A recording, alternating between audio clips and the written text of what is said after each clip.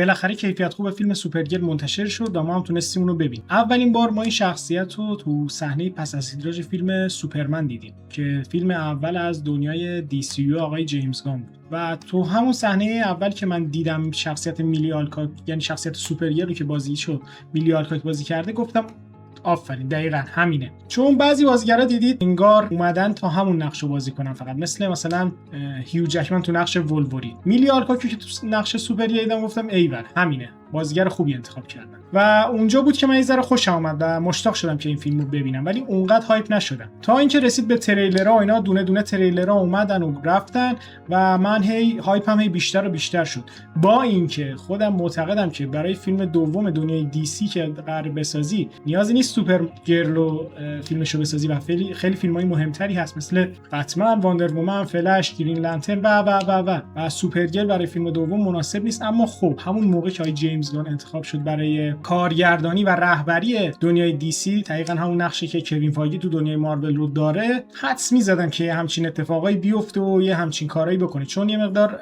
از فرمول همیشگی و معقول همیشه جیمز گان فاصله میگیره و تو فیلماش هم نگاه کنید خیلی این کارو میکنه، یا مثلا خیلی بیشتر به کاراکترهای فرعی اهمیت میده از بقیه کارگردانا. خلاصه اومد تا اینکه فیلم منتشر شد و یه سری نقدای خیلی منفی منتشر شد که احتمالاً شما میدونید، و اینکه فیلمو جزو مثلا بدترین فیلمای بعضا من دیدم کمیک بوکی معرفی کردن و اینا رو که من خوندم، یه مقدار از اون هایپ هم خوابید نسبت به فیلم سوپرگرل. گفتم که خب اون چنان تعریفی هم مثل این که نداره و زیاد فیلم جالبی نیست. و این که فیلم بالاخره نگاه نکردم کیفیت پرده‌ای، گفتم بذار بمونه، دلیلش هم همون نقدا بود دیگه، گفتم بذار همون کیفیت خوبش بیاد ببینیم، حالا ما قراره اینو ببینیم. و تو این ویدیو قراره با هم بررسی کنیم که ببینیم آیا این نقدایی که راجبش میگفتن که فیلم مزخرفه، فیلم نمیدونم به درد نمیخوره، اینا ببینیم درسته یا که نه، و بریم که داشته باشیم. سلامی دوباره بچه‌ها، من سنسدم و بعد از یه اینتروی طولانی قراره بریم سراغ خود نقد و بررسی. تو اینترو اینا من یادم رفت بگم که آقا این نقد و بررسی با اسپویل و اگه می‌خواید اسپویل نشید این نقد و بررسی رو نگاه نکنید، برید اول فیلم رو تماشا کنید بعد برید سراغ نقد و بررسی. ساختار نقد و بررسیمون هم اینجوریه که ما هی فیلمو همینجوری با هم جلو میریم و اون جایی که من صحبت دارم و احساس می‌کنم مهمه و ارزش صحبت کردن داره و جاهای جنجالی، جایی که بحث راجبش زیاد بود و اونجاها رو میایم با هم دیگه صحبت می‌کنیم. ابتدای فیلم سوپرگرل از جای شروع میشه که ما سوپرگرل یا کارا رو میبینیم که میره تو سیاره‌هایی که خورشید قرمز دارن تا اون ابرقدرتاش ازش گرفته بشه و اونا روش اثر نکنه تا بتونه مست کنه و مشکلاتشو بتونه فراموش کنه. و این رو ما تو صحنه پس از تیتراژ فیلم سوپرمن هم دیدیم که حالت طبیعی نداشت همچین کارا. و تو صحنه بعدی که شروع میشه دقیقاً تو همون سیاره است که ما با دو تا کاراکتر خیلی مهم تو این فیلم که قرار کل فیلمو با ما باشن هم آشنا میشیم. صحنه بعدی ما با ویلن داستان آشنا میشیم که راجع به ویلن داستان خیلی من خودم بحث راجبش دارم، خیلی هم بحث شده راجبش، اینو باهاش صحبت میکنیم منتها نه اینجا. تو ابتدای فیلم میگم تو همین صحنه ما با ویلن داستان آشنا میشیم، شخصیت کرم، و همچنین شخصیت روفی، یا چرا اینجوری گفتم روسی حالا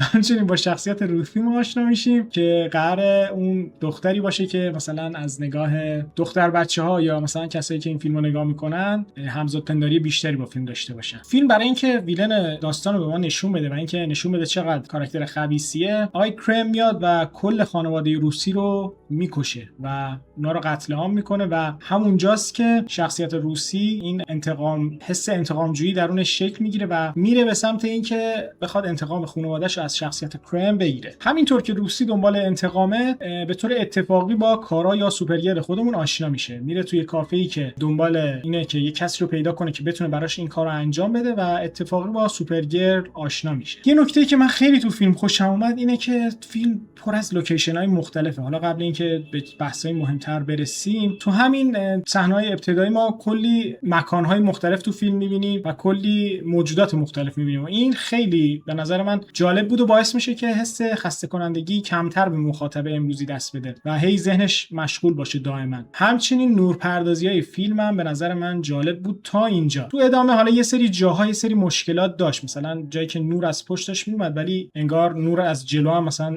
با همون شدت داشت میومد. یه سری مشکلات داشت ولی در کل جاهایی که شب بود و نورپردازی مثلا نئونی و اینا داشت جالب بود و فیلم خوب کار کرده بود توی این مورد. توی این تنوع شخصیت‌ها و تنوع مکان‌ها و اینا قشنگ معلومه که فیلم از خود جیمز گان خیلی الهام گرفته، چون جیمز گان هم همیشه تو فیلماش پر از این تنوع نژادی و تنوع مکانی وجود داره. اما بعد از این آشنایی اتفاقی روسی و سوپرگرل، کرم رو می‌بینیم که بعد از درگیریش با خانواده روسی و منفجر شدن سفینه‌اش دنبال یه سفینه میگرده که به کارا و روسی دوباره برخورد میکنه و دنبال اینه که سفینه کارا رو هم ازش بدزده و دقیقاً تو اینجایی که یه اتفاق مهم توی فیلم میفته و شخصیت کریپتو رو آقای کرم مسموم میکنه و مسمومیتش هم به این شکلی که 3 تا طلوع ما همون 3 روز خودمون وقت هستش که سوپرگرل یا کارا بتونه کریپتو رو نجات بده، وگرنه کریپتو از مسمومیت میمیره. و دقیقاً همینجاست که کاراکتر روسی و سوپرگرل داستانشون و سرنوشتشون به هم گره میخوره و هر دو میخوان برن سراغ کرم. کارا برای نجات دادن کریپتو و روسی هم برای گرفتن انتقام خانواده‌اش. همینطور که سوپرگرل و روسی دنبال انتقام رفتن، ما یه صحنه‌ای که برای خود من جالب بود و میخوام بگم که شاید برای شما هم جالب باشه، اونجایی که سوار یه اتوبوس میان سیاره‌ای میشن، خیلی جالب بود و یه اکشن خوبی هم ما اونجا میبینیم. اکشنی که هی کارای دستگاه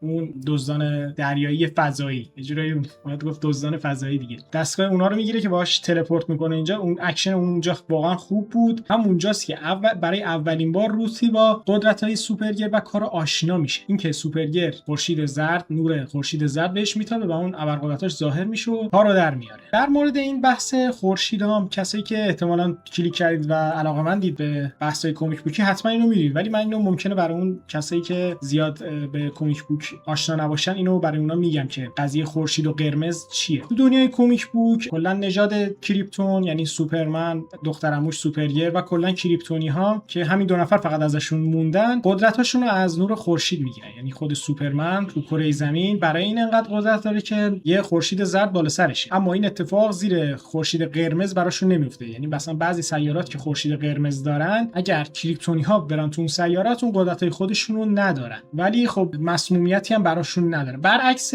خورشید سبز کاملا برعکس خورشید زرد عمل می‌کنه. چقدر برعکس و اینا گفتم اینجا بچه‌ها. خورشید سبز یه عامل مسمومیت و مریضی براشون حساب میشه و اگه زیر نور خورشید سبز بمونن، علاوه بر اینکه قدرتاشون رو از دست میدن، احتمال مرگ هم دارن. خب از این بحث خورشیدا که بگذریم، دوباره میریم سراغ ادامه فیلم، جایی که سوپرگرل راهزنا رو شکست میده و میاد ازشون حرف بکشه تا بتونه کرم رو پیدا کنه.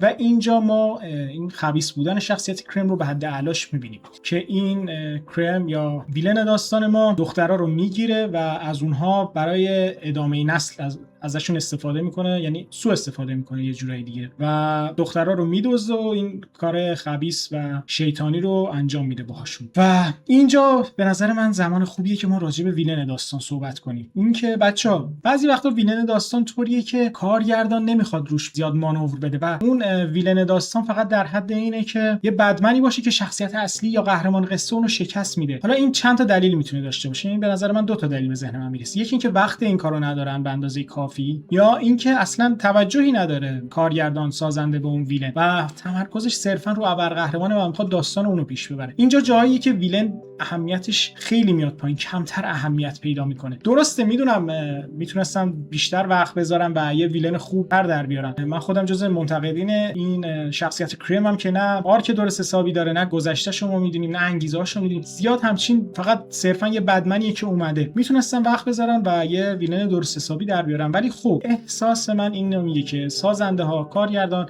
صرفا میخواستن رو سوپرگرل تمرکز کنن و بعد از اون رو شخصیت روسی و اون ارتباطی که با مخاطب میخوان برقرار کنن و یه سری معانی و مفاهیمی که بعداً بهتون تو ادامه ویدیو میگم اونا رو میخواستن برسونن و قصدی برای اینکه خب یه ویلن درست حسابی و درجه 1 در بیارن از تو فیلم نداشتن. و اینو برای بار چندم میگم، من خودم به نظر من اصلی ترین مشکل این فیلم اینه که ویلن درست حسابی نداره. حالا نگیم اصلی ترین، یکی از اصلی ترین مشکلاش اینه که خیلی ویلن درست حسابی نداره، ولی من میتونم چشم پوشی کنم برای اینکه تمرکز سازنده روی خود شخصیت سوپرگرل یا کارا بوده. اما خب برگردیم سراغ فیلم و جایی که سوپرگرل از اون دزدای فضایی حرف میکشه و متوجه میشه که کرم تو سیاره بلکیسه و با روسی سفر میکنن به بلکیس و اینجاست که وارد یه بار میشن و ما برای اولین بار شخصیت لوبو رو تو دنیای سینما میبینیم که بازیگرش آقای جیسون موموآ و چیزی که من تو نقدا دیدم یا واکنش تماشاچی‌ها این بود که خیلی از این کاراکتر خوششون اومده بود و خیلی دوست داشتن کاراکتر لوبو رو که آقای جیسون موموآ بازی کرده بود. منم خیلی دوستش داشتم، به نظر من خیلی بهتر از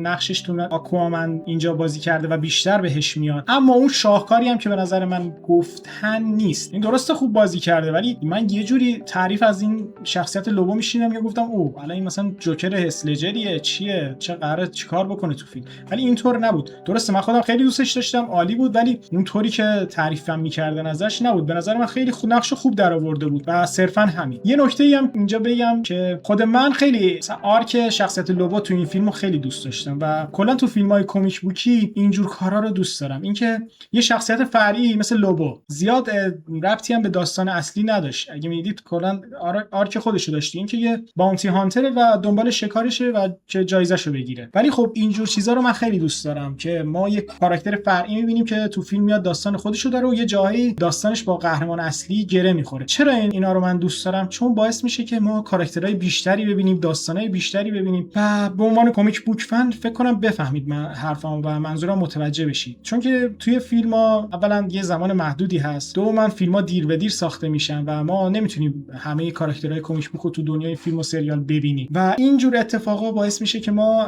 با کاراکترهای بیشتری آشنا شیم، داستانهای بیشتری ببینیم و برای خود من به شخص خیلی جذابه. اگه برای شما هم جذابه حتما تو کامنت‌ها بهم بگید. اما از لوبو که بگذریم میرسیم به جایی که کاراکتر بومار فکر کنم بود، درسته دیگه، کاراکتر مارک و بومار، اون دو زن و شوهری که صاحب بار بودن، میان به سوپرگرل و روسی کمک میکنن و برای اینکه اونا به دستشون به کرم برسه اونا رو میبرن خونه خودشون تا کمک کنن که کرم رو پیدا کنن. و وقتی وارد خونه میشیم اینجا فرصت میشه که یکم کارا و روسی بیشتر همدیگه رو بیشتر بشناسن. روسی در مورد سوپرمن از کارا میپرسه و اینجا فیلم میخواد تفاوت سوپرگرل و سوپرمن رو نشون بده، مخصوصا تو دیالوگی که کارا میگه که اون خوبی آدمو و نیمه پر لیوانو میبینه ولی من حقیقت رو میبینم و اشاره میکنه به اینکه سوپرمن خامه و روسی برمیگرده میگه مگه نگفتی 10 سال از تو بزرگتره، چجوری پس میگی که خامه؟ و اینجا ما یه دیگه از تغییرات کمیک بوک ها رو میبینیم که من راجع به این تغییرات که این فیلم و فیلم سوپرمن تو کمیک ها داده صحبت میکنم. منتها اینجا بذارید بیشتر بریم راجع به همین دیالوگایی که بین روسی و کارا رد و بدل میشه صحبت کنیم که مهمتره. کارا در جواب روسی که ازش پرسید مگه از تو بزرگتر نیست پس چرا خامه، میگه که این خامی اون به خاطر اینه که یه غم بزرگی رو مثل من و تو تجربه نکرده. که من اینجا باید مخالفت کنم و به نظر من این اصلا این دیدگاه درستی نیست که مثلا سوپرمن غم بزرگی ندیده به خاطر همین خامه و خوبی آدما رو میبینه، نیمه پر لیوانو میبینه. این به نظر من کاملا غلطه. مثالش مثل اسپایدرمن کاراکتری که غم بزرگ دیده ولی اونم این سوپرمن دقیقاً همین دیدگاه ها رو داره، نیمه پر لیوانو میبینه، خوبی آدم ها رو میبینه، تو آدما دنبال چیزای امید بخش میگرده، دنبال امید دادن به بقیه است و این به نظر من ربطی به که تو غم بزرگی ندیدی به خاطر همین دیدگاهت خامه نداره و به نظر من این دیدگاه کاملا غلطه که فیلم یا کارگردان یا خود کاراکتر میخواد بیاد بیان کنه اینجا. مثلا ویلنای اسپایدرمن هم اگه دقت کنید همون بلاهایی که سر اسپایدرمن میاد سر اونا میاد، ولی تفاوتشون اینجا مشخص میشه که پیتر تبدیل به ابرقهرمان میشه ولی اونها میگن نه ما خاطر این اتفاقایی که سرمون اومده تبدیل به ویلن شدیم. و این خوب بودن یا نگاه مثبت به زندگی داشتن یا امیدوار بودن اینا ربطی به خامی یا تجربه نکردن نداره، این به دیدگاه اون افراد و فلسفه زندگیشون برمیگرده. تو ادامه این دیالوگا بین کارا و روسی، کارا به این اعتراف میکنه که اهل زمین نیست و در اصل اهل کریپتونه و اینجا با این فلش بک میزنیم به زمانی که قرار کریپتون نابود بشه و دوباره این تغییرات تو کمیک ها رو میبینیم که پدر و مادر کارا بر وسایل رو جمع میکنن و میرن داخل یه هاله‌ای که درست کردن و مردم اونجا جمع میشن و این هاله یه تیکه از زمین رو جدا میکنه از کریپتون رو نباید بگیم از زمین، یه تیکه از کریپتون رو جدا میکنه و میبره بالا و سیاره که نابود میشه اون یه تیکه زمین باقی مونه و یه عده اونجا زنده میمونن و دارن زندگی میکنن، از جمله پدر و مادر کارا. و کارا 8 سال بعد از این اتفاق به دنیا میاد که یکی از تغییرات کمیک بوک ها دیگه. توی کمیک بوک ها وقتی کریپتون داره نابود میشه، کارا تقریبا یه 10 سالی از خود سوپرمن بزرگتره و اون هم به زمین فرستاده میشه و سوپرمن هم به زمین فرستاده میشه. منتها دلیل اینکه سنش پایینتر دیده میشه اینه که داستان داره، حالا اونو اگه خواستید توی ویدیوی جدا براتون صحبت میکنم، اینکه دیرتر میرسه به زمین ولی سوپرمن همون موقع و درست به موقعش میرسه زمین، به خاطر همین سوپرمن سنش بالاتر دیده میشه و اینم یه دیگه از تغییرات فیلم بود. و بعد از اینکه کارا به دنیا میاد، ما توی این همین یه تیکه کریپتونی که مونده یه ویروسی پخش میشه که عامل اصلیش هم همون کریپتونه، یه کریستال کریپتونی میاد و اون زمین رو مسموم میکنه و همه دارن میمیرن. و اینجاست که پدر کارا یه سفینه‌ای مثل همون سفینه‌ای که سوپرمن باهاش اومده بود زمین، اون تا تو نسخه بزرگتر میسازه تا جون کارا رو بتونه نجات بده. و این غم بزرگی که کارا ازش صحبت میکردم همینه دیگه، اینکه پدر مادرش رو از دست میده، کل سیاره و تمام کسایی که میشناختم از بین میرن. و توی لحظات آخر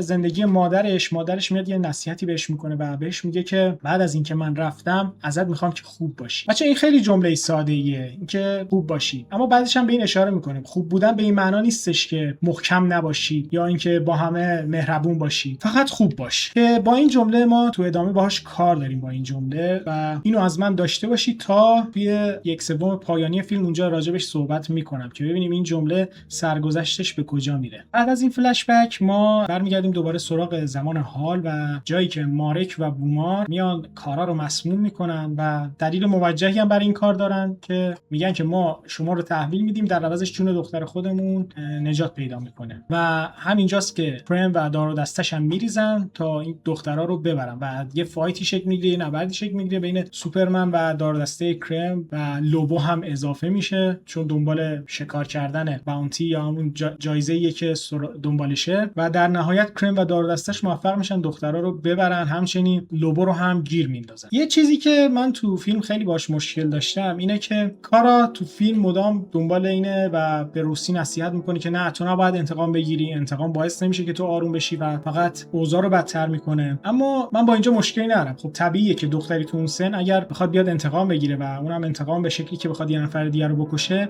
طبیعیه که تاثیر بدی روش میذاره و خیلی بده این اتفاق براش. اما مشکلی که من دارم نحوه نشون دادن این کاره. فیلم میاد جوری کارا رو نشون میده که انگار خودش قبلا درگیر این انتقام جویی بوده و این انتقام رو گرفته و خلاصه هر جوری بوده این انتقام آرومش نکرده و حالا داره انگار نسخه جوان‌تر خودش رو نصیحت میکنه که نه تو نباید انتقام بگیری و این کار باعث آرامش تو نمیشه، در صورتی که همچین چیزی نبوده. و من با این فیلم مشکل داشتم و به نظرم اصلا خوب در نیومد. خلاصه بعد از این درگیری سوپرگل و داردسته کرم میره این اراذل بلکیس رو تهدید میکنه که منو باید ببرید جایی که داردسته کرم هستن و اونا هم قبول میکنن و یه کله اختاپوسی اون قبول میکنه و اینو میبرن به سیاره. روسی هم طبق معمول پرده پشت اتوبوس یواشکی و همراهش اومده و خب همینجا که وارد سیاره میشن ما یه تویست فیلم میخوره و متوجه میشیم که سیاره خورشیدش سبزه و این خورشید سبز هم که صحبت کردیم دیگه راجبش برای کریپتونی ها سمه. بعد از طلوع این خورشید سبز کارا میخوره زمین، بیهوش میشه و ما دوباره وارد فلش بک میشیم از جایی که کارا از کریپتون با اون سفینه نجاتی که پدرش ساخته به زمین میرسه و با سوپرمن آشنا میشه. و اینجا به نظر من جای خوبیه که بخوایم راجع به این تغییرات فیلم با کمیکا صحبت کنیم. مثلا توی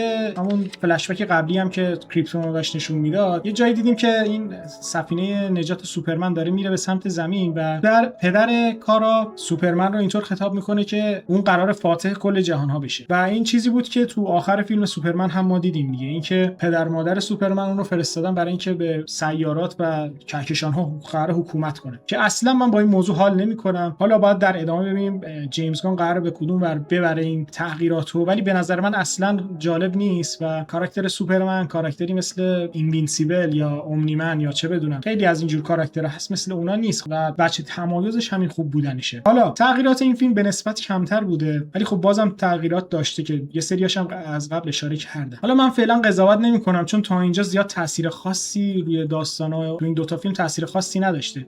در ادامه باید ببینیم که به کدوم سمت میخواد بره، ولی من فکر نمی‌کنم به سمت خیلی خوبی بره، چون حالا ببینیم دیگه فیلم‌های بعدی بیاد ببینیم که چرا این تغییرات رو آقای جیمز گان توی این فیلم‌ها داده. تو ادامه فلش بک ما کارا رو می‌بینیم که کره زمینه و اینجا رو خونه خودش نمیدونه و نمیتونه اینجا رو خونه خودش حساب کنه و با ظاهر شدن قدرت‌هاش خیلی کره زمین و شهرهای زمین براش پر سر و صداه. این سر و صدایی که زیاد از دور تا دور شهر به گوشش میخوره اذیتش میکنه و چیزی که نجاتش میده این هدفون و موسیقیه که میذاره رو گوشاش و اون سر و صدا و اون هیاهوی شهر رو میتونه خاموش کنه با موسیقی. اینجا به نظر من جواب اون کساییه که میان میگن که آقا این کارا چه ارتباطی با زمین داره، کارا که از زمین بعدش میاد، چرا موسیقی زمینی کلا گوش میده و فیلم میخواسته تقلید فیلمای جیمز گان کنه مثل استارلورد که مثلا موسیقی زمینی گوش میداده که از مادرشون واکمن رو به ارث برده بود و موسیقی زمینی گوش میداد. کارا چرا اینجوری و اینا که جوابش اینه. من فیلمو احساس می‌کنم درست ندیدن خیلی‌ها. درسته فیلم خیلی مشکلا داره ولی دیگه این مشکلش مشکلی نیست. اتفاقا قشنگ بود که به موسیقی پناه برده بود از هیاهوی کره زمین و خیلی هم گیر داده بودن به سکانس آخر که این چه موسیقی روش و فلان اینا که من به نظر من زیاد بحث خاصی نداشت. حالا تو ادامه صحبت می‌کنیم ولی بذارید همینجا بگم نه به نظر من موسیقی خاصی نبود و مشکل خاصی نداشت. یه سکانس فایتیه که این موسیقی هم روشه. اینو ما تو خیلی فیلم‌ها می‌بینیم و به نظر من یه ترکیب برنده دیگه. تو یه سکانس فایتی داری و یه موسیقی رو میندازی روش و این انتقادا که این ارتباطی با موسیقی زمینی نداره و اینا به نظر من نمیخونه و انتقاد نابجاییه. برمیگردیم به سیاره بارنتون و جایی که روسی کارا رو نجات داده و برده توی غار و دور از نور خورشید سبز نگهش داشته که اینجا ما یه سری دیالوگای مهم رو میبینیم و به نظر من آرک داستانی و اون ریدمپشن رستگاری شخصیت کارا یا سوپرگر اینجا تکمیل میشه. یه سری دیالوگ روسی میاد به کارا میگه که خیلی جالبه. اول اصلا یادتونه گفتم که اینجا حواستون باشه به دیالوگ مادر کارا که برمیگرده میگه خوب باش. حالا این دیالوگای روسی رو داشته باشیم. روسی به کارا میگه که ببخشید که گفتم نمیخوام مثل تو باشم. شاید به دل نشینی ولی قلب مهربونی داری. در ضمن درسته کم و کاستی خودت رو داری ولی آدم خوبی هستی.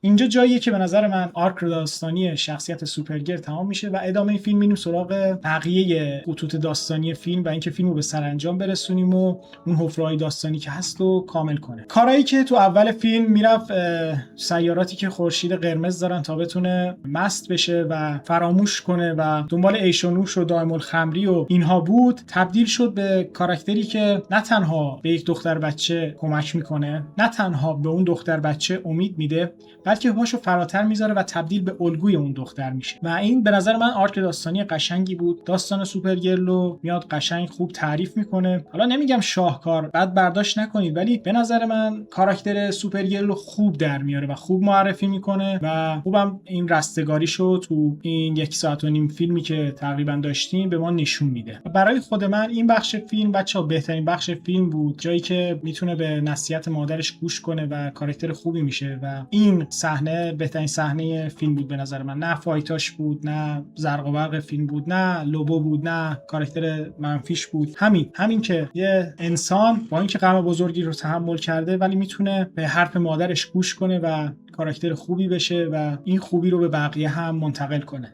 و ادامه فیلم که میره سراغ تمام کردن داستان، به نظر من که فیلم میتونه همینجا تمام بشه ولی خب برای اینکه فیلم یه سر و تهی داشته باشه و شکل بگیره فیلم میره ادامه داستانش رو میگیره. لوبو ماموریتش رو تمام میکنه و اون کسی که بالا سرش جایزه بوده اونو میکشه و آرک داستانی خودش رو تمام میکنه. کارا دخترها رو نجات میده، جلوی انتقام روسی رو میگیره و باعث میشه که انتقام نگیره از کاراکتر کرم. البته بهش میگه که انتقام گرفتن به این معنا نیست که تو اونو بکشی، همین که تو زنده باشی یعنی انتقام. و در ادامه خودش کرم رو میکشه که میگه هم برای نجات سگم و هم برای انتقام روسی. و اینکه روسی میره با خانواده‌اش، یعنی باقی مانده خانواده‌اش، یادم نیست گفت عمم نمیدونم یا خالم یا همچین کسایی، میره با اونا زندگی میکنه و کارایی که برمیگرده به کره زمین و یه جورایی میخواد بره اونجا رو به عنوان خونش قبول کنه و از زیر نور خورشید قرمز بیاد بیرون. در کل اگه بخوام نظرم راجع به این فیلم بگم، نظرم راجع به این فیلم مثبت بود. به نظر من نقدایی که راجع به این فیلم بودش که این آشغال، این اصلا بدترین فیلم کمیک بوکی و اینجور حرفا اصلا درست نیست. درسته من نمیگم فیلم شاهکاره ولی اگه طرفدار دنیای کمیک بوک باشید و کمیک بوک دوست داشته باشید فیلم بدی نیست، فیلم متوسط رو به بالایی حتی به نظر من و من فیلمو دوست داشتم. چیزایی که دوست داشتم و تو طول نقد و بررسی بهش اشاره کردم. داستان کارا رو خوب روایت کردم، اون رستگاریش واقعا قشنگ بود. میلی آلکاک تو نقش سوپرگرل واقعا نشسته. به نظر من نقطه قوت فیلم همین میلی آلکاک تو نقش سوپرگرل بود که خیلی خوب در آورده نقشو. نقطه ضعفای فیلمم طبیعتا ویلن فیلم که بزرگترین انتقاد من به فیلم اینه که اصلا ویلن رو روش وقت نذاشته که گفتم میشه حالا چشم پوشی کرد. و اینکه تمام، مرسی از اینکه ویدیو رو دیدید. امیدوارم از ویدیو خوشتون بیاد و اینکه حتما نظرتون رو راجع به فیلم تو کامنت ها بهم بگید که صحبت کنیم با هم، ببینم کسایی که چه مخالفن راجع به فیلم نظرشون رو بگن که بدونم چرا مخالفید، بیشتر مشخص شه برا چه اونایی که مثل من فیلمو دوست داشتید. حالا طبیعتا نمیگید شاهکار، ولی مثل من فیلمو دوست داشتید. شما هم تو کامنت ها نظرتون رو بگید ببینم کجاها مثل هم دیگه فکر می‌کنیم. و ویدیو رو هم بچه‌ها اگه دوست داشتید حتما لایک کنید که خیلی حمایت بزرگی از من میشه. و تا یه ویدیو دیگه از من فعلا.